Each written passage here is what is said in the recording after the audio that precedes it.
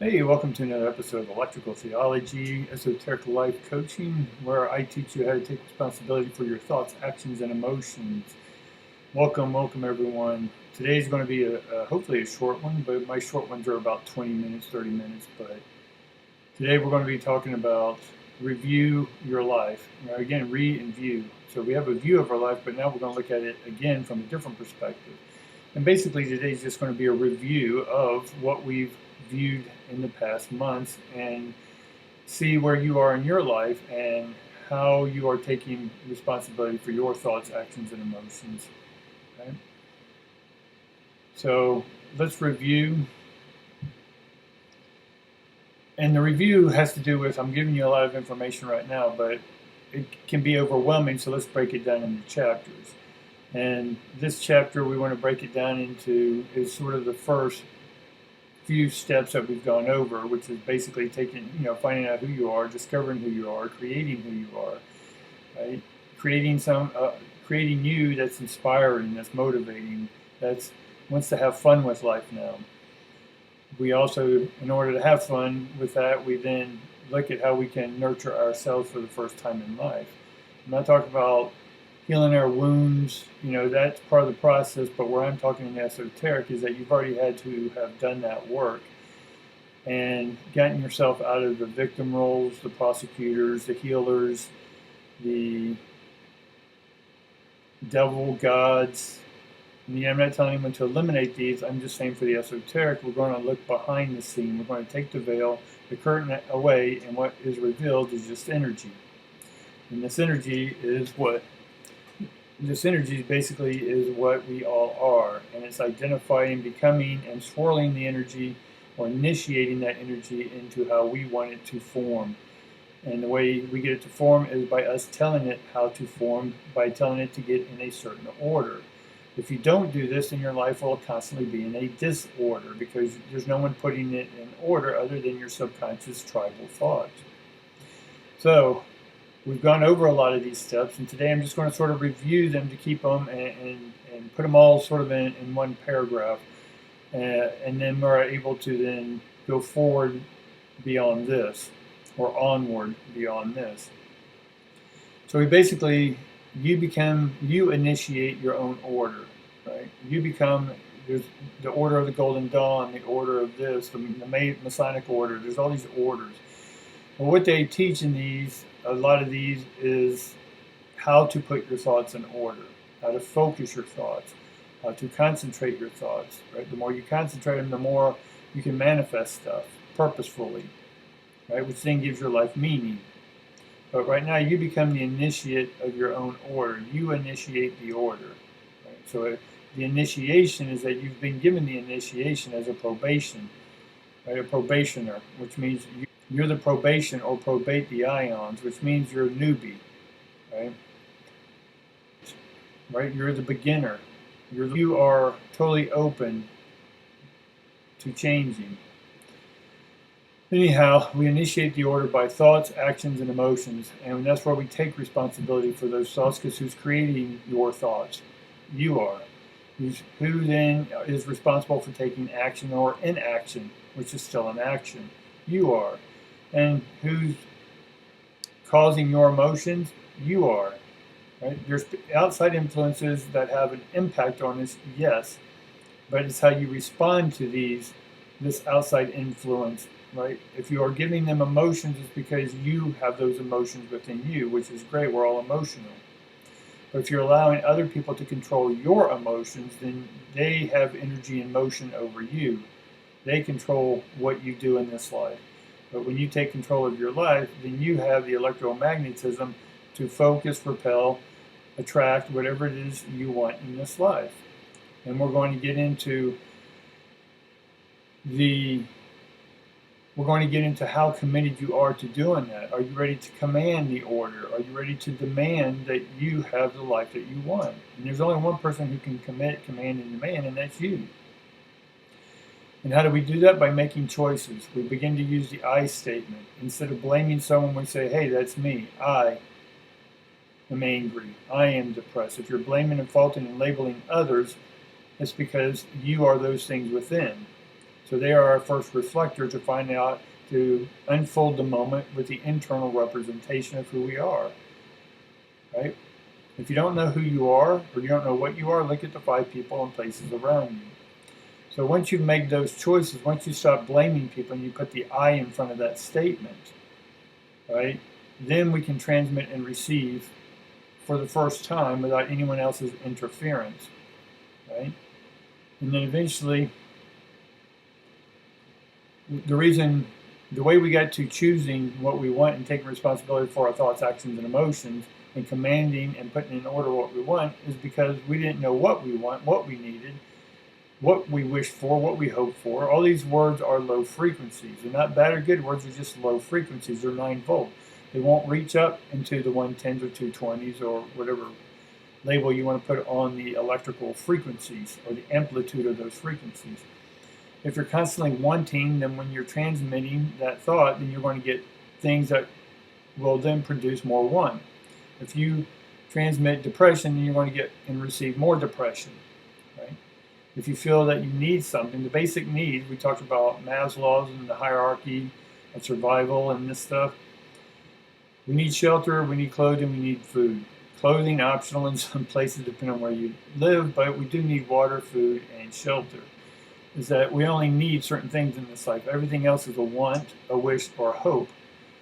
But as long as you're hoping is because you don't have enough information, which then leads into fear, which then leaves you feel a lack of love or support. Hope is just Freud called hope a delusion. And delusional people can't be helped. This again is Freud. Like him or don't like him, I'm just using his information. And so he had 3 things. There's delusional, illusional, and error. And people, if they have an error or aberrant way of thinking, that can be rectified by conversation, by dialogue. Illusion, if someone is in an illusional state, then they can also be talked back to a normal state. And Freud's normal state, as a side note, was that we're all miserable. We just want to get back to the normal miserable. But if you come into the extreme miserable, then discussion or dialogue is needed. And so delusional people, he put in the category of hope, or the people who were always seeking hope and hoping this and hoping that, is delusional because there's no precedence for hope. Right? If you hope for gas prices to go back to 99 cents, keep hoping. Right? Tell me how that turns out. Right? Hope that $1 million falls out of the skies and falls into your lap. Tell me how many people that. Right? Comment below how many of you got $1 million that fell from the sky and dropped in your lap. Right? I'm not saying things don't happen, but what I'm illustrating is that hope is just someone who doesn't have the information and who is not willing to take the action or take responsibility for their choices and commit to those and then put that thought into action and then initiate and put them into order. Why? Because it takes work. Right? And we talked about last episodes that most people are lazy because we've been conditioned for other people to do our work for us, to manage our life, to manage our health, our wealth, our love, our souls, our money, right? Our relationships. They want us to manage it all. They want to manage your body. Other people think they know what's best for you, right? But once you take responsibility for your thoughts, actions, and emotions, then you're responsible for you, right? And a lot of people don't like that. They're okay with other people taking care of them, and that's okay too. We all, at some point, need to be taken care of, be it that we're old or young, invalid or invalids, same word, right? So once we understand that, once we understand how it is that who we are and where we're going, it's because you're the one making the decisions. So in this video, or in this slide here, we started off, again, this is our review, to sort of put it all together and see it in one picture. So we talked about that, which is the no thing, which is the void, which is the black hole, that takes debris in and then produces demagnetized ions at the other end. And this is your thought. Everything that's on this page is about your thought. It's how you think. It's the process of thinking. It's the process of taking no thing into something. Makes sense? So we went from that. And again, if this is your first time visiting me here at this channel, This may all be confusing, so I recommend going back to the beginning ones and understand that what each one of these charts mean. If not, you're going to be totally lost, and that's okay. If it's interesting, like, subscribe, all that good stuff. So we went from that to this. So that then spewed out this. This is just ions that are demagnetized, ready to be formed or reformed. And in order to form these ions, we have to arc them, which then we have to, in the Shambhala realm, start organizing and putting in a order these ions that haven't been programmed. They have been deprogrammed, and now they're wanting to be reprogrammed. And because program is God's name, gram, weight and measure, right? It's word, it's weight, right? So this God is everything, but on the electrical perspective, not from the anthropomorphic perspective, or the iconic gods, or the ones who have a picture. And so once we get the hierarchy, we start arcing those ions from the Shambhala, or from this realm of peace, if you will, that we put the pieces together. So when you hear Shambhala being a place of peace, that's fine, but you also understand it in a left brain version that it's a piece. It's where we assemble the puzzle pieces, right? So Shambhala is a peaceful state, right? Again, right brainers, left brainers, it's a place of rest, it's a place of calm, it's a place of quietude. But on the left brainers also understand, and right brainers understand, that it's a place that we put the pieces together. It's a peace, a place of peace. So once we get that, we arc those ions, just like a welder will arc pieces together. Then it goes into the God realm. This God realm is where it's taking what's all been arced together from Shambhala, that was produced from this, out of that. Then God's putting the pieces together and assembling them in a ordered fashion so that it can then be produced or manifested into another realm. Right? Each one of these, that, this, Shambhala, these are all realms of consciousness. And all I'm doing is giving sort of a temporary name to these things from the esoteric perspective. And then God then takes those, assembles those into 7 frequencies. Right? Again, I'm talking about the human experience, not all the other ones. It's too far and vast to even get in this beginning stage. So the 7 consciousness or frequencies. Consciousness and frequencies are the same thing to me, because this is all electricity. Now, in order for us to receive and be aware and understand this energy coming into us, it's already in us. Our cells are that. And every part of your cell is electricity, and that electricity is the origin of that in this, in Shambhala and hierarchy and God. So you have this cosmic mechanistic system within you. That's why the esoteric means going within. This is within you, within this shell, within your light, within your soul, your spirit, your electricity, whatever words you want to use, guys. So these are all realms. So as we bring awareness to each one of these realms, we're opening up to it. And the only way you can open up and understand this stuff is by opening your heart. We're here to unfold the heart. All this left brain stuff's great, but none of this is going to work until you put the battery into it. And the battery is the soul, the heart. Right? A toy's not going to work without that battery. Well, you're the battery to everything in life. So when you're ready to insert yourself into this life, then you become electrified. Now the heart is working. Now you're compassionate. Now you understand your purpose and passion and place in this life. And so once we understood the 7 consciousnesses then came down, again within each one of these, we just first started with the grid, the magic square, if you will, and they all had transmitters and receivers. These are all your cells within your body, or what's coming from that all the way down to God in 7 frequencies. And so we went over the 7 frequencies of red, orange, yellow, green, blue, indigo, and violet. It's what us humans live in, the visible light spectrum. We don't live safely outside the spectrum. It's where we hear, it's how we taste, it's how we smell. It's all through these electrical synapses through our brain. Right? And the way we were able to accomplish with this understanding is by being disciplined. So we went over that you have to be disciplined. What does that mean? Be your own disciple. Learn what you want to learn for the reasons you want to learn it. And once you want to learn it, now you're going to make a choice. Okay, I'm ready to learn this. I choose to learn this. It's my choice to learn this. Why? Because I'm ready to take and put in order my life. I command this, I demand this, right? You're demanding and commanding it from yourself, which means that those words just mean you're amplifying your expression, your pressed ions, right? You're increasing your magnitude. Make sense? And this increased magnitude will then attract more of what you choose. Right? So once we had that discipline, we gained the knowledge, we gained the understanding, the awareness, and through that awareness we had the inner sight. And through that inner sight we're able to see with our actual eyes. Not these lenses, but the esoteric electrical eyes. Right? And we talked about, once we did that, then each one of these squares, or each one of these, which are just frequencies. So we can say extra low frequency, middle high frequency, ultra high, very high. We can talk all these terms, FM, AM, we talked about, but it's just frequencies. And each one of these are frequencies. And to access the God realm, or the hierarchy realm, or Shambhala realm, to put in your order with clarity, then you have to go through these stages, right? Because there's an inception to your thought and a completion to your thought. And if you don't know how to put your thought into order, then you're going to remain with disorder in your life.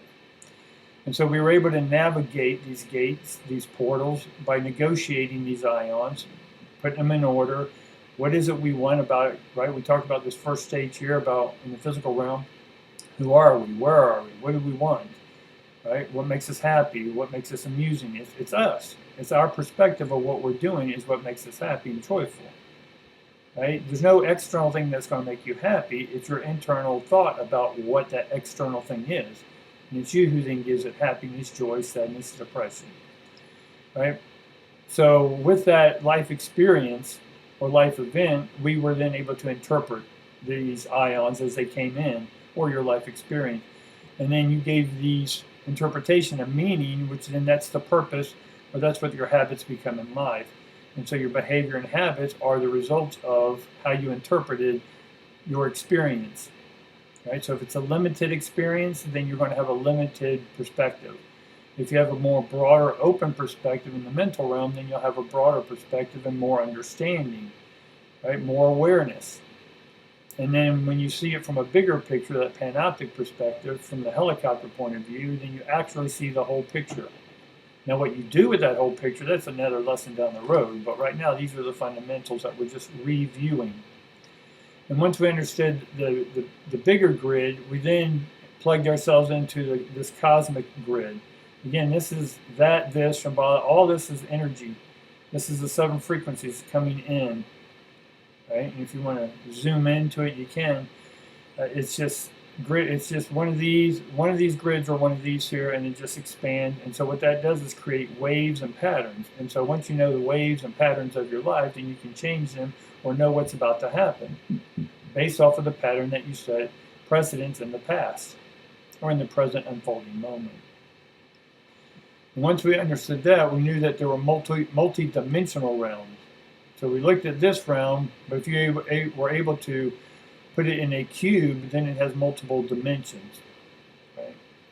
And then we have the physical realms, the mental realms, spiritual realms, or whatever name you want to give them. But for me, these are the 7 consciousness realms, the God realms, the Shambhala realms, the this realm, and they just keep going because it's just a big cube, if you will, that's within a circle. Right? And this is the Vitruvian man, Da Vinci, eventually drew after a few other people tried to draw it, but Vitruvio was a mathematician that it was square in the circle. And so when we understand the circle, we can then put the square in the circle. And that's when we went into the universal divine circuit last episode, right? Understanding, again, the patterns of your thoughts, the process, the order, that if you want something in order in this life, then you have to place the order in an order. You have to put the pieces together in the Shambhala realm. Again, this is the thoughts start from within and go out. If you take responsibility for the thoughts that are in going out, then you are responsible for what you manifest. And if you're not manifesting what you want, then you have to change the transmission or the thought. Make sense? And that basically then took us into sort of labeling the mechanical, chemical, and electrical realms. And so these are the dimensions, the cubes, if you will. This can go infinitum, if you will, continuously. and it just creates and recreates itself. So how does this all play a role? Is when we talked about these realms, is that you are able to understand who you are, begin to understand who you are, what you enjoy and what inspires you, what makes you happy, right, from within. And those, what makes you happy within is your thoughts, right? And then we express those thoughts outwardly, and then we attract like energy, which then we can say, oh wow, look, that thing makes me happy. That's fine, because you're the one who manifested it, right? You took responsibility that you created that. And then we were able to open up our hearts and nurture ourselves, listen to ourselves, deal with ourselves, especially in today's times. Right? There's a lot of unfolding going on, a lot of change, a lot of reinventing going on, a lot of resets going on, all these terms you'll hear. But this is a perfect time for you to reset yourself, to reinvent yourself, right? To reactualize yourself. And because of that, then you're going to take action that is on your understanding and awareness, not about past beliefs, because that's ran by the ego, but the unfolding moment that is you are creating newness all the time. Yes, that newness can be a little scary, fearful, but it's because we still lack the knowledge. We don't know what we don't know. Right? We went back to that first page, is that we don't know what we don't know. Right? So because we don't know, then we put a thought into motion that then shows us what we want, need, desire. And then from that, we upgrade it to a choice and commit and command. And from this realm here is that once you start creating your own patterns, then the patterns that you create are the ones that you love, right? They made you happy. Now you're seeing the results of your patterns consistently because you're constantly loving, and it's when synchronicity happens. It's when things just fall into place. It's when everything just works out, right? When things aren't working out, you're in disorder. But when you start taking responsibility for all this stuff, then everything unfolds in the moment because you're present in the moment. And yes, it can get inconvenient or uncomfortable, but that's part of the reinventing yourself, the resouling, right? It's about resouling or insouling that into the unfolding moment. And then once you finally have that, then you have a movement, a forward or onward movement or expanding consciousness. The more you expand into these consciousness, the more then we can get up into these other realms. Right? So that's where we're going to end today, is just a review of this first realm that we've gone over. Right? We've traded in our beliefs. We're the ones going to take action. We're going to act on these ions that we're going to bring in. We're going to nurture and be open-hearted to bring this information in because we're the one transmitted it. Right? And the only thing that we're going to transmit is that what makes us happy. Right? There's only one reason you're not happy in this life is because you're not happy. Right? You're choosing not to be happy. You're blaming or faulting the world or outside of you not to be happy. But true happiness, right? Happiness is a continuation of a synchronizing flow, an unfolding moment, as I'm using the word happy. Happy can be contentment. Right? Whatever it is, for me, I'm explaining that happiness for me is this unfolding moment that I'm fully aware of, that I'm the one doing it. And then when it's time to reinvent myself, which I am doing in my own life right now, I have to allow that unfolding of the old stuff, take it back through that, and then spit it back out, and then put it and recreate it in a new way, and organize it in a new way. Make sense? So in the next video, we'll start the process of going into the mental realms, which also has physical, mental, spiritual stages. Right? We got to navigate those stages. We got to negotiate all this. So that'll do it for this episode, guys. Hopefully it's a shorter episode, but I do want to review and show you how that this is the foundational stuff that's going to help you become stronger, better, and attract what it is you want in your life, and to repel that which you don't. All right? So thanks for watching. Like, subscribe, share. I'm not seeing enough likes here, guys, so I'm seeing that people are watching, but definitely hit those likes. The algorithms like that. So help me get to my goal of 1,000 subscriptions, and that way I can keep going on my way. All right, guys? Appreciate it.